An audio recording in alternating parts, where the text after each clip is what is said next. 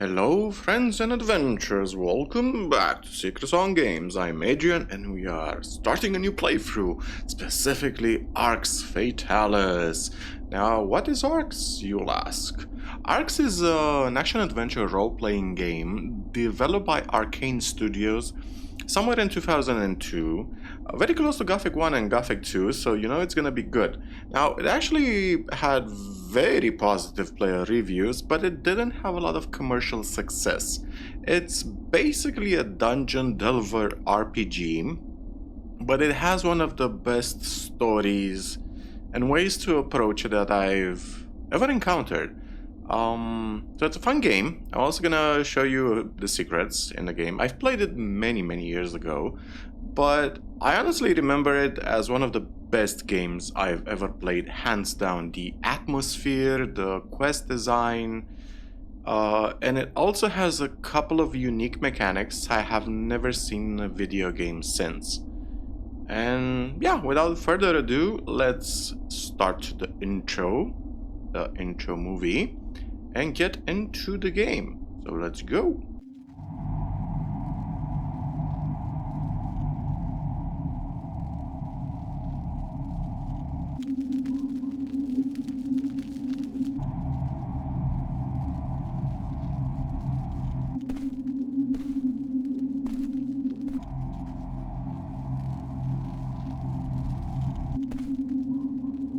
Listen to me, beings of light, and take note of what I have to say.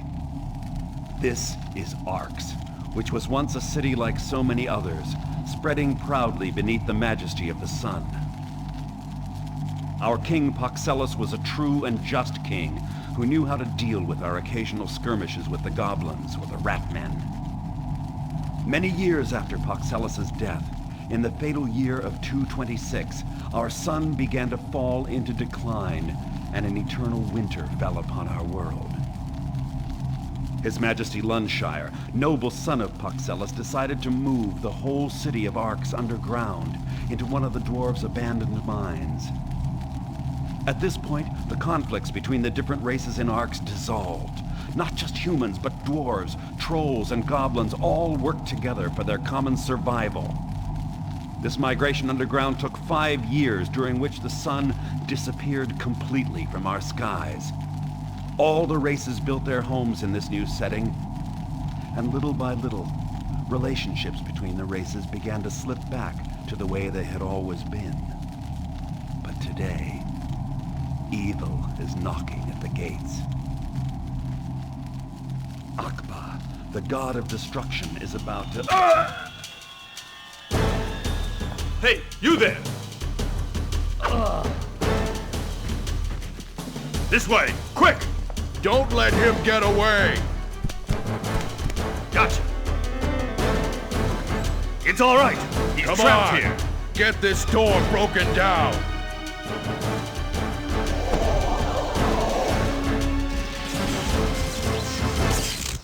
And that is the intro. So we have a magician communing with higher beings. The story of Arx, how the sun plummeted into darkness and everybody moved in an old dwarven fortress underground. So many races living in semi-conflict together. We also have this interesting, I don't even know if I should call him reptilian guy. He's gonna be a bit relevant very late in the plot. But the intro movie really got me. I mean, you have this rat assassin killing the mage. It already sets up a lot of mystery. So let's start a new quest. Now I also wanna point out that we're playing the Arx Libertatis mod. Now, what is Arx Libertatis? It's basically an improvement. It doesn't change the game at all. It simply improves and fixes a lot of things that were broken or not working properly in Arx. It also allows for modern software support, like you can play it on Windows 10 or 11. It has full graphical support. It does a lot of cool stuff. So basically, if you want to play Arx Fatalis, you need to download the Arx Libertatis mod. It has a bunch of quality of life stuff. Trust me, you're gonna want it, you're gonna need it. Now let's click on new quest. So the first secret of the game is actually in Arx Libertatis itself. This is the character generator. And we have 4 appearances we can choose for our character. Now, it's not gonna change much. It's not gonna change the game. Just changes how your hero looks, that's it. It's for the sake of aesthetics. Now, the first secret is actually you can unlock a secret hero right at the beginning of the game.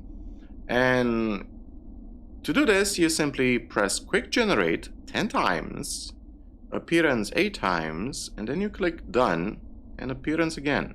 And the done button should now be purple, and we press, I think it's appearance once, or quick generate, and we press done again. Okay, so that's it.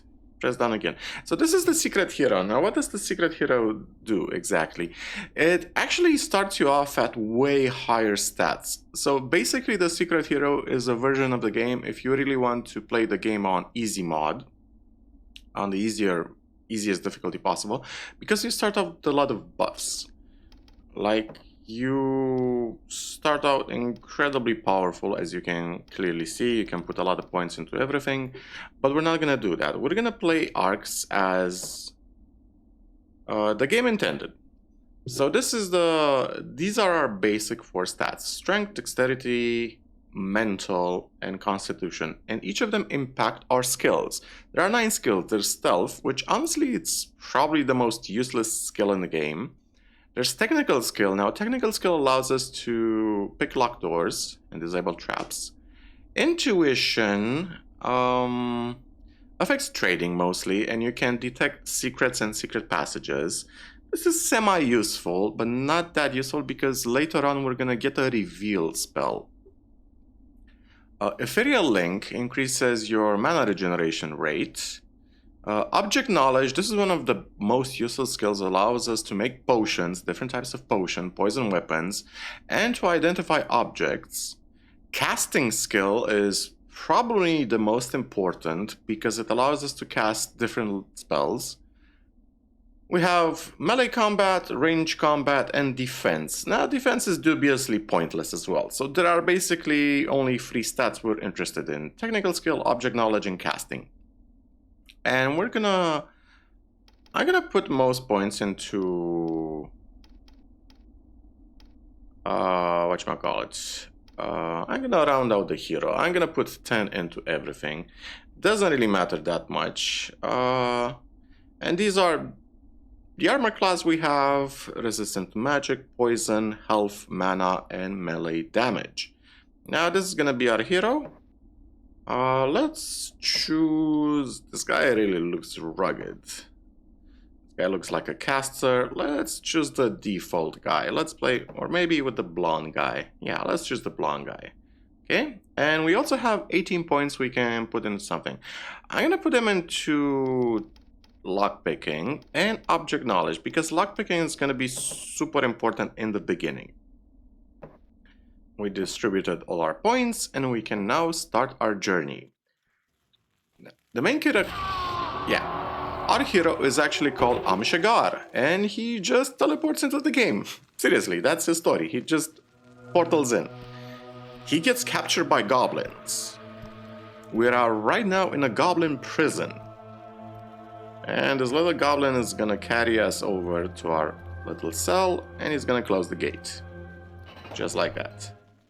And bam, we start the game. Now, I first played this game as a demo back in the early 2000s. It actually came with a magazine. It was called a PC Gamer magazine. I think my mouse sensitivity might be a bit too high. Control settings. Yeah. Let's lower it just a tad. Save our game in the beginning. Perfect. Okay. So if we press F3, I think, or it was F4, right-click to toggle from cursor mode to mouse look mode. So this is the mouse look mode, and if we right-click, this is our inventory. We really don't have anything in our inventory just yet. one of the cool things about this game is you can actually, it has a huge level of interactivity with stuff. You can pick up stuff just like in Amnesia, basically. And you can throw them, for example. Hey. Somebody said, hey, we have a fellow prisoner to our right. Have a lavatory Stranger, over we have here. to get out of here. Yeah, stranger, we have to get out of here. Yeah. So one of the things you can do, you can pick up certain stuff, like mushrooms. You can pick them up simply by dragging and dropping them, or by holding down shift and left click, and you automatically loot them that way. Shut up, human! Shut up, human. Yeah. Okay, let's talk to our fellow prisoners. If we hold down control, we can cast stuff. And we're gonna get to casting in just a minute, but basically we cast stuff by drawing runes. So for example, I think this is the Yok rune. And this is how you basically cast stuff. You simply have to draw a specific combination of runes, and this is how you cast it. It's fucking amazing. And it can be clunky in combat until you get the hang of it. But the nice cool about the Arx Fatalis mod is that it fixes rune drawing. So in the original game, the rune recognition system on how you drew them was pretty, let's say it was a bit clunky. It didn't work really all that well. But with the Arx Fatalis mod, it's gonna work awesome. So let's talk to our fellow prisoner. My memory, it's gone. I remember nothing. Not even my own name. What did I come here to do? The gobblers probably crept up on you from behind. Bloody gobblers. Come on, look around your cell. There has to be a way to get out on your side. I can't do anything on my side. Okay, so this character is actually called Kultar. There has to be a way out. Hey, what you mumbling? What you mumbling? Meh. Yeah, the goblins aren't the most intelligent creatures in the game. And the game is fully voice acted. We don't have any choice in dialogue, but we have choices in game that can influence how the game plays out. Now, in order to actually get out of here, if we double click the metal bar, I should be able to work that loose. we simply need to click on the stone, double click the metal bar. Well done. Okay, and now we can escape. We'll be out of here soon. Yep. Now, if we press C, we are now sneaking. Now, due to the, I made the game a bit brighter. Let's take the bone. Now, if you look in the lower left corner, you're gonna see a crouching symbol.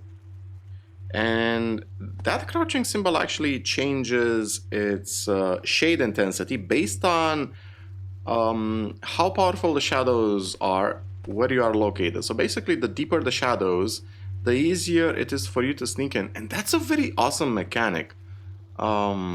Not many games actually do that nowadays, sneaking wise. It's basically a binary thing. You are either in the shadow or not. But this game actually reads variable shadows, and it changes how well you sneak, how stealthy you are. So we have a bone. This is the first weapon in the game. So I love games like Gothic and Arx Fatalis. You start with the most bare bones, no pun intended, of weapons. You start with the heavy branch, or with a dagger, or in this case, with a bone. And if we press F1, it's our character. Yeah, click action to strike. In order to actually enter combat mode, we need to press tab. And you're gonna see we have a diamond in the lower center. Now, if we hold left mouse click, that's gonna charge up an attack.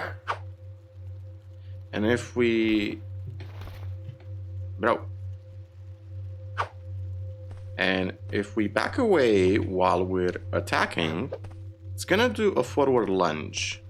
So the types of attack you can do, side attacks, depend on how you're moving. So if we move to the left... Oi, you! Ah, Wah! he got us. We can actually do a very cool thing right now. We can go to Kultar's cell. Yeah, you're gonna eat my heart. Free him, so he can actually help us in combat. Voltar? Wanna help me, dude? Nice work, stranger. Now watch out for the goblin. Or we can do this.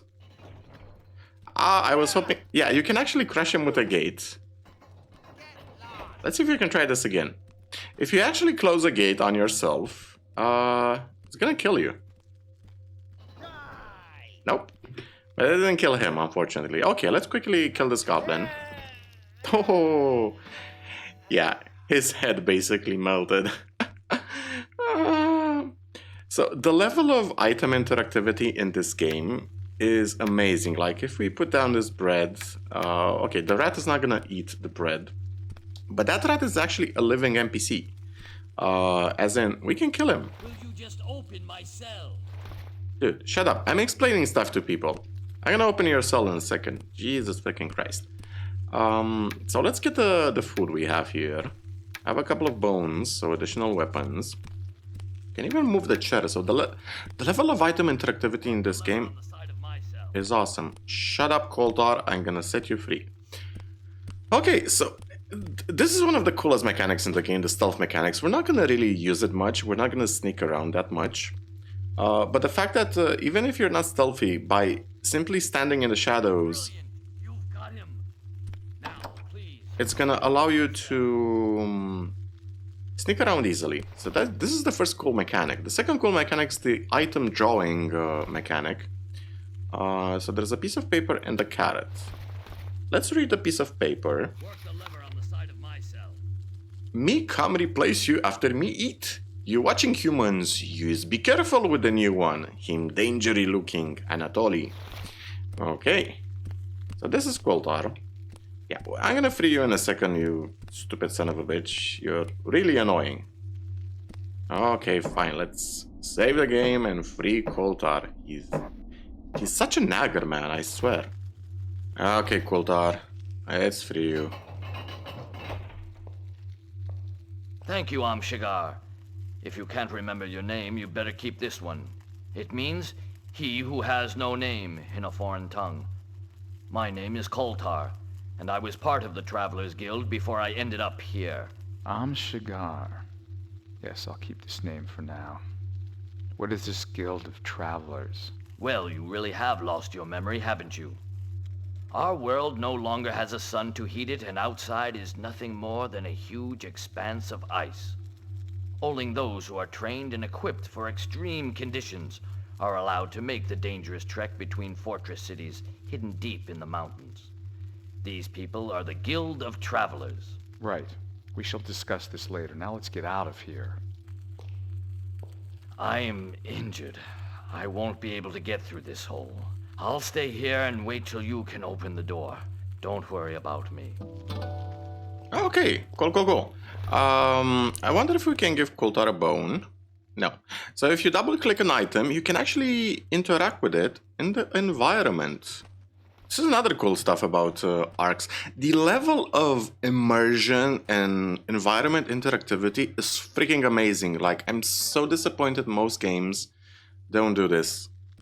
This is why I fell in love with the game. I was just mind-boggled on how alive the world is. So we can... It will not open so easily. We need to crouch and bash the trapdoor once. Okay.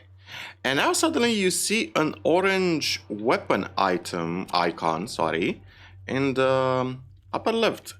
This means that our weapon is actually damaged, so its durability has been reduced to 1 out of 4. Now, why is this important? Weapons can break. Equipment and armor can break. If its durability reaches 0, boom, it's broken. Let's see if Koltar has anything. Thanks again. I'll never forget your help, Shaegar. Okay, you're welcome.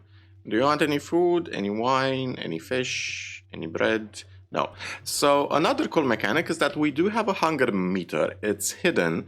The hunger meter actually is dependent on how much constitution you have. So the higher your constitution, the higher your health pool, but also the faster your character metabolism is. Which kind of makes sense, because if you're a bigger guy, if you're a bigger person, you're gonna need more calories. So it has so many cool mechanics.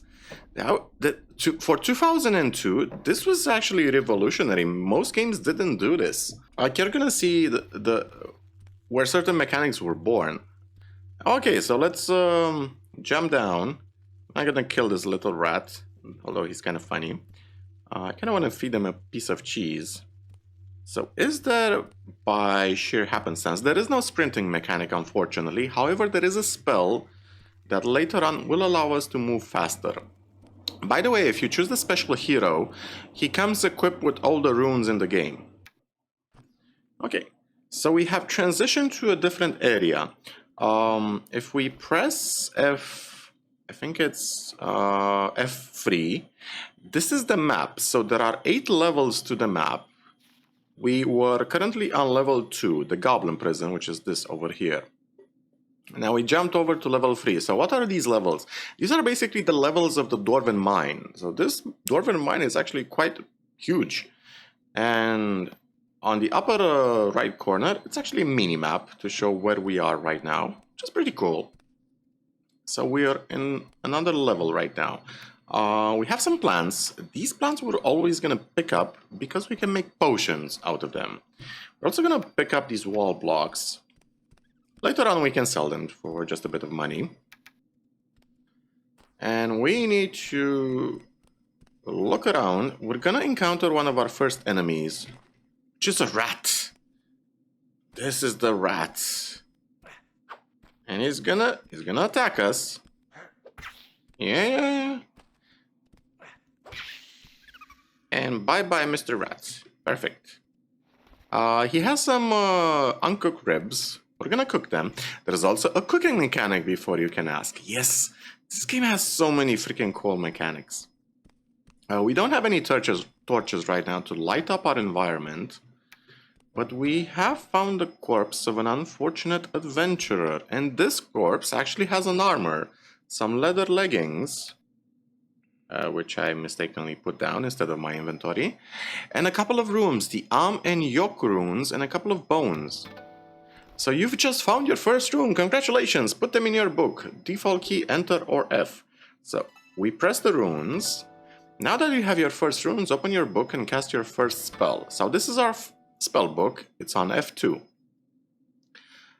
This is the first formula we have. It's called the Ignite formula. If we press once on it, you can actually see the corresponding runes we need to cast in order to use the runes. And if you click on an individual rune, it shows you how to draw it. It's such a cool tutorial. It's such a cool way to introduce magic to the players. So we simply press, hold down Control, and the Arm and Yoke runes are now active, and if we release Control, we have ignited the torch on the wall. And we have a bit of light now, which is freaking awesome. Now, you can actually store up to 3 spells, so you can cast them later on. So we're gonna do exactly that. We're gonna press Shift when we end the spell, and you can see that it's now stored in the upper left side. We're gonna ignite stuff later on. We're gonna ignite torches. And in order to ignite them, we simply need to press on 1, 2, or 3, depending on what spell you wanna cast. We also ignited this torch, which was on the ground. Torches are gonna be useful later on. I hear a rat. There's the rat. Come over here, Ratsy. We killed the rat with a... Not sure if that was a critical hit or not. Doesn't really matter. Let's equip a different bone because that one is about to break. Our inventory is actually getting quite full. See if there are any other torches on the wall. Perfect. And slowly and steadily, we're lighting up the place. I just love it. Any other torches? Yes. A couple of more torches. Perfect.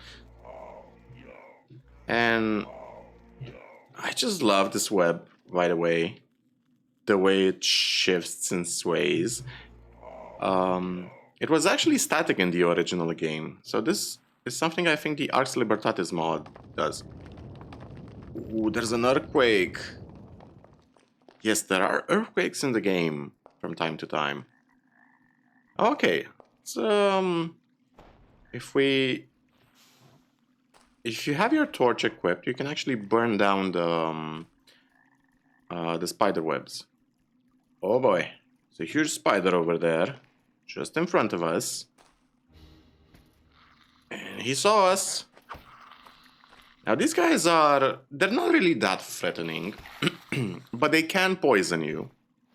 And when you're poisoned, you're gonna steadily take damage, but eventually your metabolism is gonna consume the poison.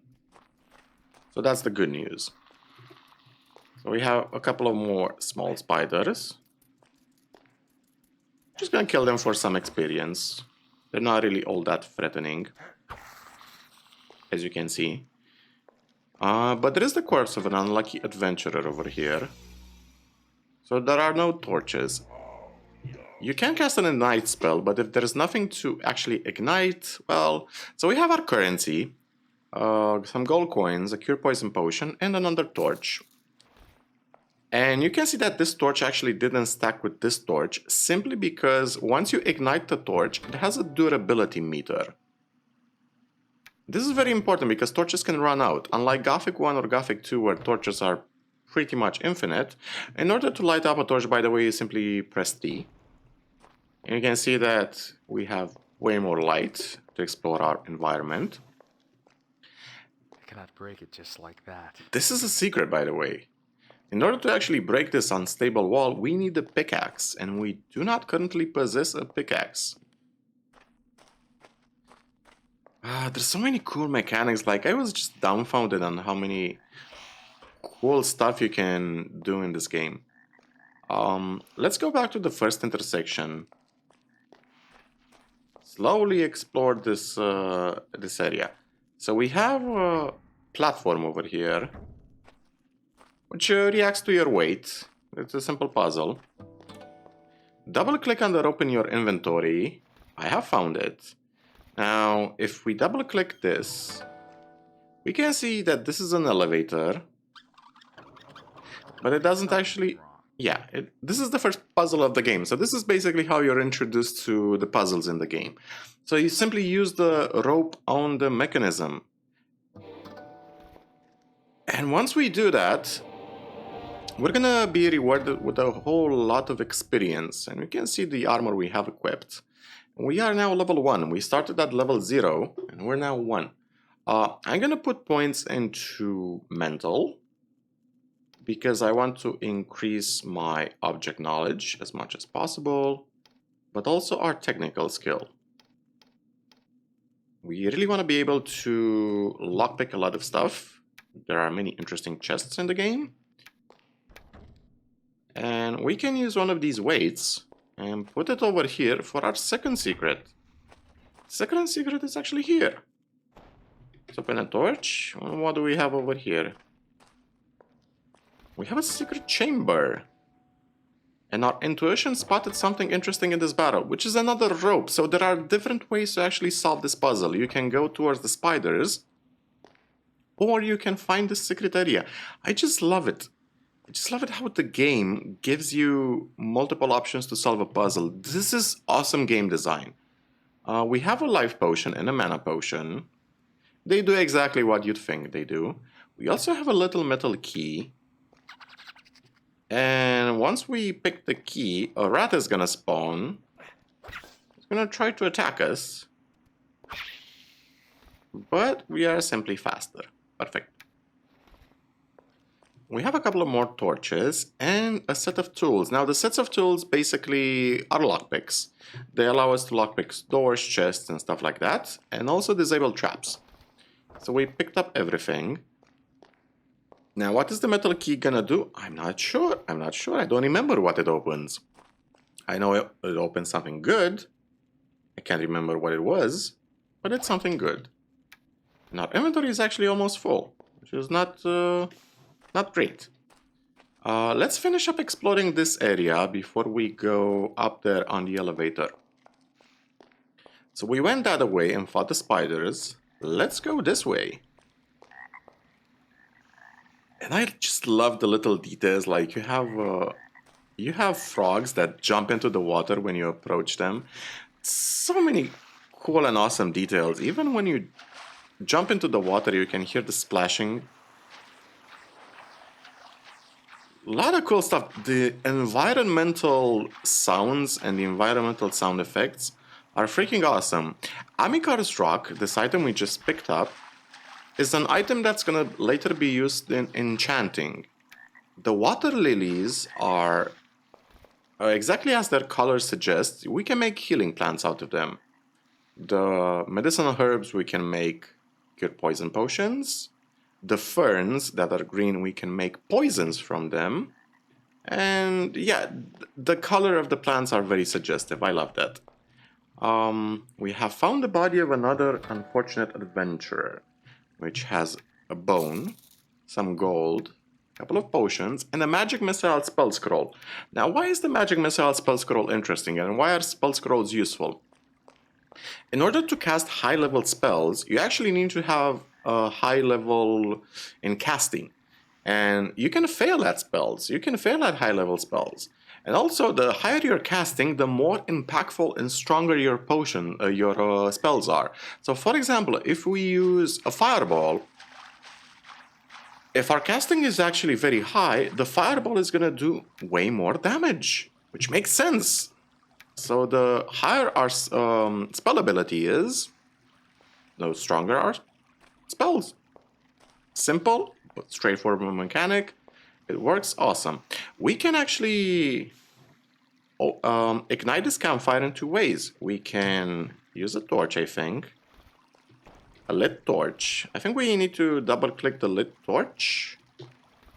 Or not. Doesn't seem to work. Okay. I think you can only use the lit torch to light up other torches, but I'm not certain. In any case, we can use an ignite spells. And we lit up this campfire. Let's remove the garbage from here. Can't really pick up everything. But since we have some uncooked ribs, we can actually drop them near the campfire and they're gonna cook. Watch this. See? They're cooking. We have a cooking mechanic. This is how you cook stuff in the game, by the way. Freaking awesome. You can eat food to heal up. So this is the mechanic in the game. It heals up a very small percentage. Once you're in inventory look, if you click on your health, you can see how much health you have. Click on your mana to see how much mana you have. So you can cook stuff, and there are also a few recipes in the game. So let's double check. Did we check every available room? I think so.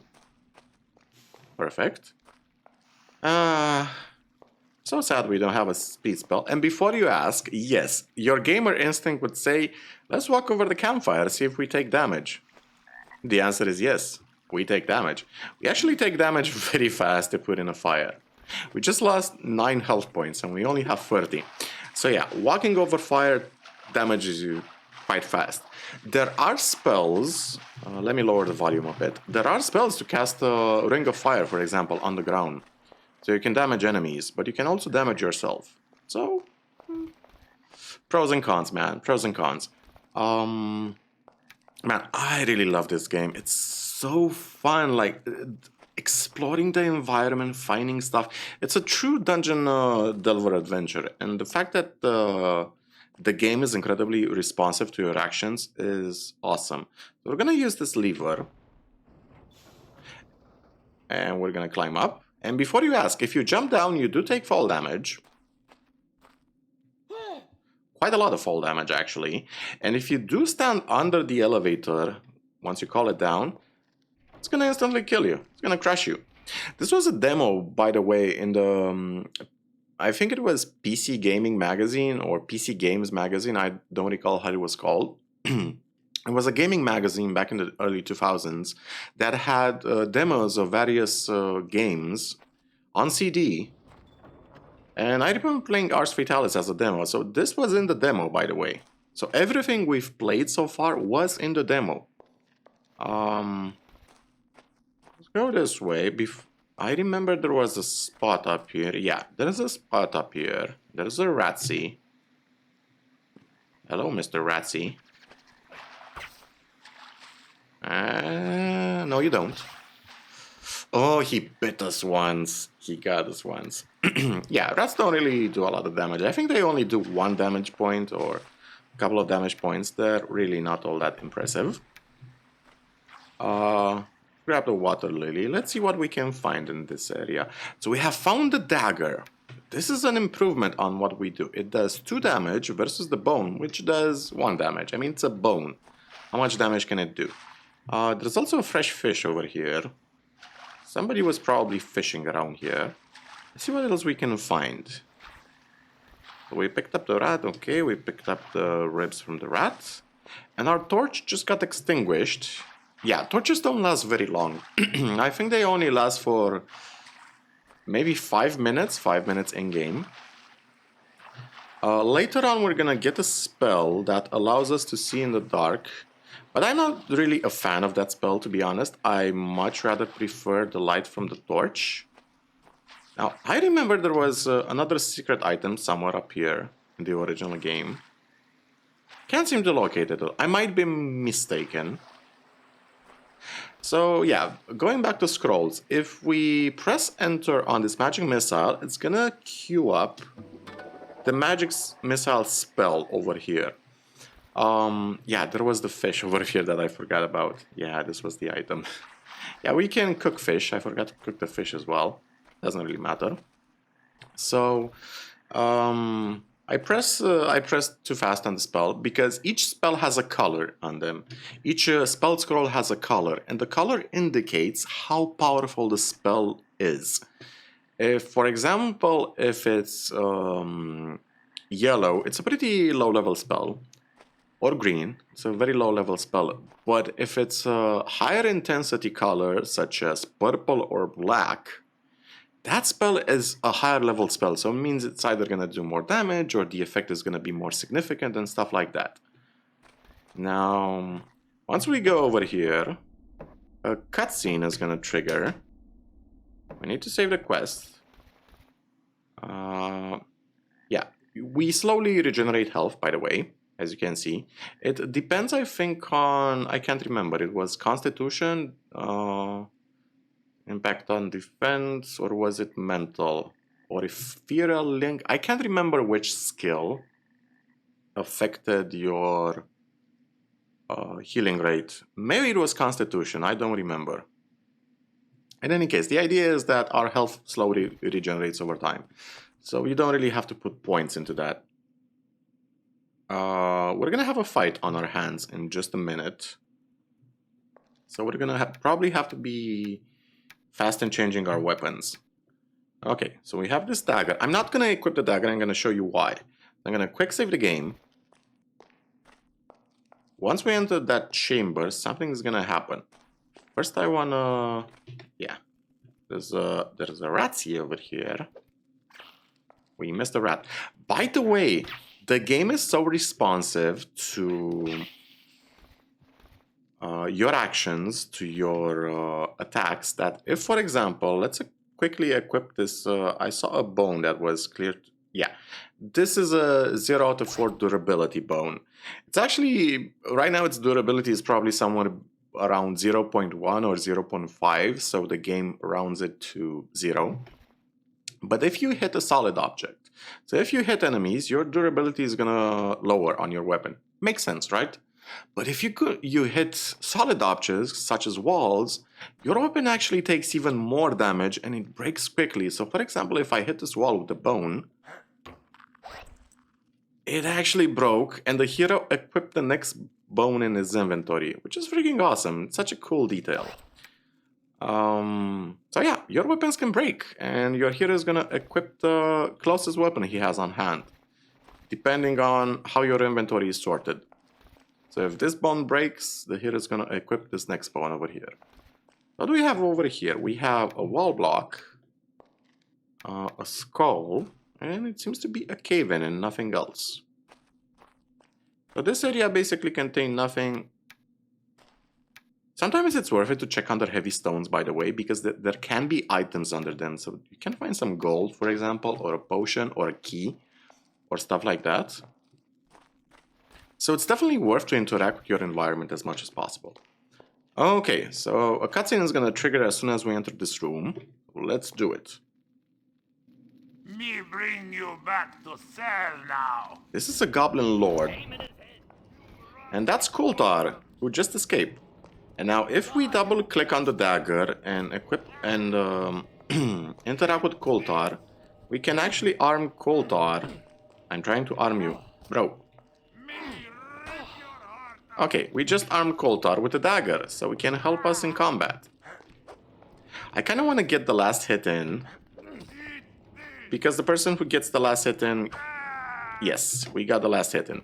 Perfectly. Perfect! So, Kultar has a weapon, we killed the Goblin Lord, and we also got the experience from it. Awesome. Let's chat with Kultar.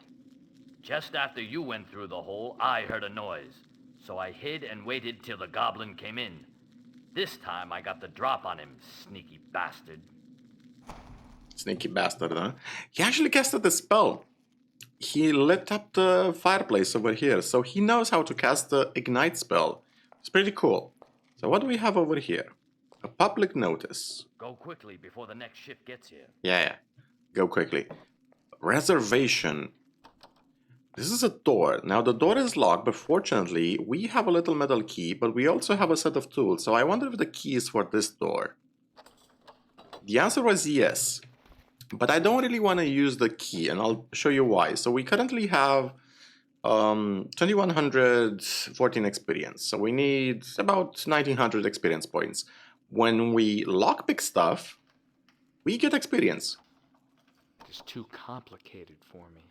Yeah, he failed the lockpicking attempt. Sometimes you can fail. It's too complicated for me. But if you have enough lockpicking, you're gonna... It's too complicated for me. You're gonna be successful. So the game basically rolls a dice. It's too complicated. I don't know what is the percentage from it. You can save scum if you want, until you successfully open the door. It's too complicated. We might not have enough skill, or maybe our lockpicking chance is super low. Complicated. It might be somewhere around 5% or 10%. That's why we fail so much. It's too complicated. So that's why we're just gonna use the key. Gonna open the door. And by the way, you can use the key to lock the door again. Which means that if you have enough lockpicking skill, you can sort of infinitely close a door and lockpick it to get infinite experience and level up as much as possible, as much as you want. Okay, so what do we have over here? We have a chest, which has a dagger, which we are gonna be equipping. We have another torch and some gold. Thank you. This is our pouch, by the way, so we have 90 gold pieces. We have a barrel over here, which has some stuff. Cool. We have a rolling pin, which is going to be super useful in cooking. A chicken drumstick and some more fish. Our inventory is actually becoming overloaded, so I don't think we're going to be able to equip anything else unless we start getting rid of stuff, which we might have to do so very soon. So there is a broken lever over here, so we're gonna use this stick we just got. And now we can activate the lever. Awesome. I love little environmental details, like, I wonder if these are basically shafts, like those mailing tube shafts they had in various institutions where you could mail some paperwork in a tube, in a pneumatic tube. That was the word I was looking for. A lot of cool environmental details. Freaking awesome. You'd better go now, Shaegar. Shaegar. So yes, our hero is an amnesiac. Doesn't remember his name.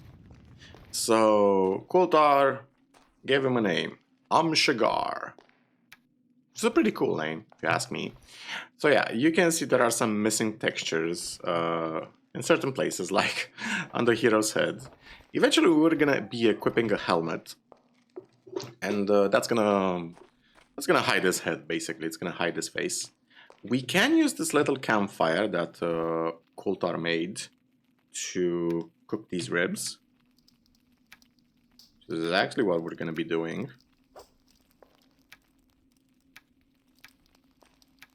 Because we can now stack the ribs we got with the other ribs. So we can free up another minor point in our inventory, which is almost overloaded. We are gonna, we'll be finding a merchant eventually. And we're gonna sell the stuff we have to them. So I think this is enough. This is the beginning of the game. We are gonna be advancing to the next level. So these are the stairs leading up. It's gonna lead up to level 2, but it's gonna lead up to a different point in level 2. And if we enter inventory mode and we double click this, we're gonna be transitioning to the next level. That's gonna be happening in the next episode. Yeah, Koltar. Quickly before the next ship gets here. Yeah, go quickly before the next shift gets here. Yeah, we're not really in a rush. Like, he wants to rush you, like, he wants to give you a reason, give the player a reason to continue the story, but no shift is actually gonna spawn or anything like that. In any case, this is Arx Fatalis. I'm just gonna simply call it Arx. It's an awesome game. I hope you guys like it. I hope you guys are gonna have fun. It has a lot of cool moments in the game. And the casting mechanic is something that I really love so much. I cannot emphasize how much I love the idea of drawing various runes to cast spells. It just makes Magic way more interactive. It actually makes you feel as if you're a caster. Instead of, you know, just press X and you cast Holy Fire or something like that. And especially if you want to be a caster, we're going to probably be a caster in the game. And you're going to see how much fun in combat you can have when you really have to cast a lot of spells really fast. You're going to have to draw them really quick. Because there are stories out there, fantasy stories where... and D&D basically functions on that principle, by the way. Dungeons & Dragons functions on the principle that a mage or a sorcerer does certain hand movements to cast certain symbols, arcane symbols in the air, and if you botch up an arcane symbol, the spell can backfire, the spell can misfire, it maybe can't work at all, or you're gonna accidentally cast something else. So I love the idea that there are certain complicated spells that require 3 or 4 runes, and you can perfectly draw 3 runes, but you're gonna fuck up the 4th rune and then you have to redo the spell. And that's lovely. That actually makes everything way more dynamic in my book. So, thank you guys for watching. I'm gonna see you in the next episode. Feel free to drop a like, subscribe, support us on Patreon, or on Buy Me a Coffee. You can support us on Patreon for free, by the way. And I'm gonna see you in the next episode of Arx as we head back into the goblin prison. And as always, guys, remember the most important story in the world is your own.